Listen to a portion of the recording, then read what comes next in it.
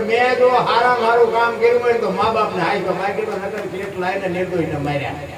બોલો ઝઘડા બીજું કઈ કર્યું જ નથી. કોઈ સાધુ ને બાપુ સીતારામ નથી કર્યા, પણ આપણે મંદિરે નથી ગયા, કોઈ પગે નથી લાગ્યા.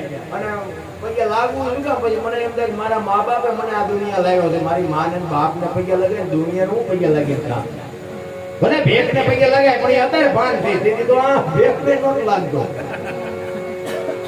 પગે કોઈને લાગ્યો જ નથી. મોટો સાહેબ હોય તો પછી ભલે મારે માર ખાવા પડે માર ખાવ, બાકી સલામ તો કોઈ મારી જ નથી કોઈ. પણ આ મને કઈક કુદરતે ભગવાને કઈક મારા મા બાપે મને કઈક સંસ્કાર આપ્યા છે તો વળી મને એટલું હુજ્યું કે મા બાપને હાચવવા પડે. એમાં આપણો અત્યારે મેળ પડી. નકર બાબુજી મેં માર્યા છે માણસોને, નિર્દોષ નહીં માર્યા છે, ગુનેગાર નહીં માર્યા છે. એટલે ભોગવવાનું આવશે એ મને ખબર છે. અને ભોગવવાનું આવે તો પછી રોએ પારે નથી આવવાનું, એ તો ભોગવવું જ પડે. એ તો રામને 14 વર્ષ વનમાં જવું પડે, કૃષ્ણને ભીડના બાણથી ગાવું પડે, દ્રૌપદીના ચીર લૂંટાતા ત્યાં કોણ નહોતું? જો કાળના જડબા ધરી ઉભા રાખે એવા હતા બાપુ, એનું શું વાંકો પડ્યો? કંઈક કરમ તો હોય છે. અરે થઈ જાગીર દાસ્યાઓ ત્રિકાળ જ્ઞાની મહાપુરુષ ગંગાનો પુત્ર ભીષ્મ છેલ્લે બાણની પથારીમાં હોવું પડ્યું. રામ શું કર્મ છે? તો આપણે કહીએ તો આપણે ભોગવવા જ પડે, એમાં કોઈ ભાગ ન પડાવે. કર્મની ગતિ છે ને બાબુ, મને કઈ આમાં ડબા નથી પડતા. હું તો આ બધો આનંદ કરું છું. આ ભાઈકની વાત કરે, ભવની વાત કરે, કર્મની વાત કરે, મને એમાં કઈ હજી હળ નથી હતા સુધી. આ મળ્યો ભવ સુધાર્યો, કાલની ખબર નથી ભવની શું ખોડી હોય. વર્તમાનમાં જીવો, ભૂતકાળને ભવિષ્યકાળની વાત જ ન કરો. એ તમારી મારી તાકાતથી તમારી મારી વાત પ્રમાણે નહીં આવે. વયો ગયો છે સમય, સારો હોય કે ખરાબ હોય યાદ કરશો તો તમારો મેળ નહીં પડે. અને આવવાનો છે કેવો એ તમને મને ખબર નથી. એને હોપી દો ને ગયો એને હોપી દો. આજ આપણે આણંદમાં નાકાવાળા હનુમાને ભજનમાં બેઠા છે, બસ વાત થઈ જાય પૂરી. બીજી આગળ વાત કરવાની જરૂર નથી. વર્તમાનમાં જીવતા શીખી જાઓ. કાલની વાત આપણા ગઢા એ જ કરતા હતા. ખાવા કઈ ન હોય તો કે કાલ ઠાકર જેવો ધણી કાલ રોટલો આપશે. કોઈ ભૂખ્યા મર્યા. એ ભરોસો વિશ્વાસ. આ ભજન છે ને ભજન, એટલે જ સવારે અમે કીધું ભજનના ભરોસે રેજે અંતે ઈનર હોપશે, ઉમર બીજે હાથ લાગ્યું એને કાળ કેમ લોપશે.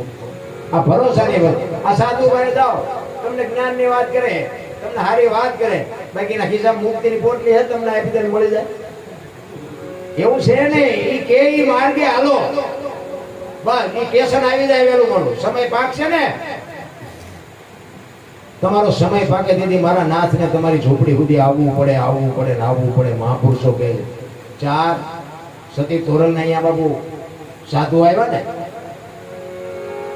4 લક્ષ લઈને આવ્યા. ધર્મ અર્થ કામ અને મોક્ષ. ભજન પાકે ને પછી મારા નાથને આવવું પડે વાત પાકી. જેસલ બારીગામ જ્યાં છે સતી તોરલ ને ભલામણ કરી છે, આશરાનો ધર્મ નો જાય, ધ્યાન રાખજો.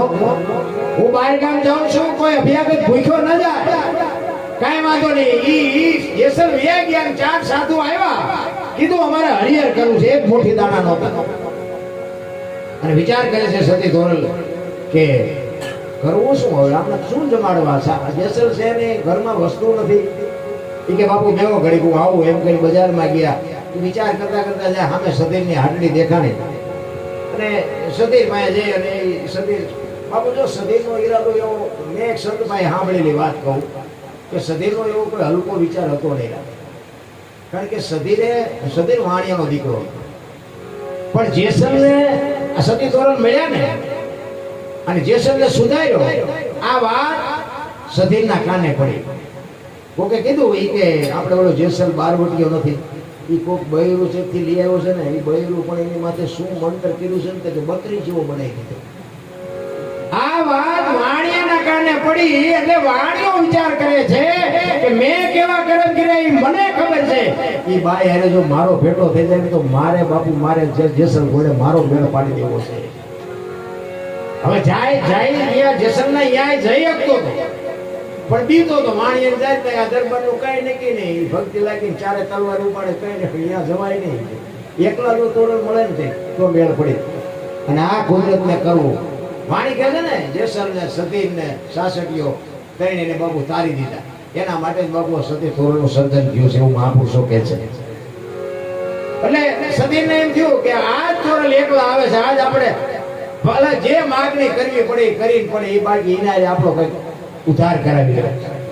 અને ઈ કીધું કે મારા મેલે આવજો, કાંઈ વાંધો નહીં. તોરલ વિયાઈ ગયા, સાધુ જમાડ્યા, સાધુ નીકળી ગયા, જેસલ આવ્યા, હાથ પડી તોરલ તૈયાર થઈ નીકળ્યા. જેસલ કહે છે ક્યાં જાવ છો?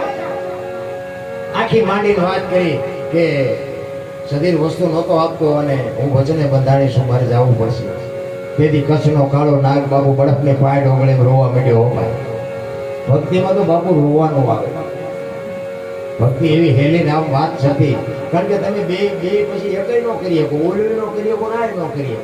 દુનિયા તમને મોઢામાં લાકડા ભરા.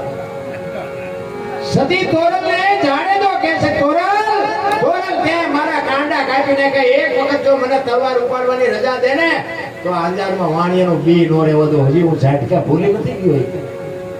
તોરલ કે જાડેજા આવી ગાડી ઉડ્યો ને સ્ટેશન અવાજ આવે, તમે હું કામ ને ગભરાવ છો? સધીરની તાકાત નથી, તમે હું કામ ને મોળા પડો છો? અને બાપુ મધ દરિયામાં હતો તેથી બાપુ તોરલનો પરચો એને મળી ગયો. એટલે તોરલ કે ને એથી એક રેખા બાપુ એક ડગલું નથી ભળ્યો જાડેજા. અહીંયા કાંઠે પડી ગયા, પછી ફરી પાછો હતો એવો નવો થઈ ગયો હતો. પણ બાપુ તલવાર એને દરિયામાં ગાંઠ વાળી લીધી. જો આ હોળી કાંઠે પૂગી જાય ને તો હવે આ જીવ ત્યાં સુધી તલવાર ઉપાડવાની નથી. અને પછી જાડેજો જે માથે કપડા લઈને નદીએ ધોવા જતો તો તોરલના, અને જે જગતે બાપુ વિતાડી છે ને એની માથે, એ તો જાડેજાનો આત્મો જાણે છે. એ કે અરે ભલા માણા, તમે મને વહેલા ભેગા થયા હોત તો હિસાબ છે. અત્યારે અમારી એ દશા, અત્યારે અમને એમ કે ગરબર હોય તારા ઘરનો, અને ભલા માણા થોડા મોડા પડ્યા પેલા. બેટા આના ટ્યુશન તો અમારે અહીંયા રાખવા પડે. એટલે જગત બાબુ તમે માર્ગે ચડશો ને, માર્ગે તમને રહેવા નહીં દે. અને એની માટે બાબુ તમારે લોઢાના સણ્યા ચાવવા પડશે. બાકી મારો નાથ તમારું બાવડું પકડે પણ જો તમે ડબો નહીં તો. હા, આમાં ઉપટું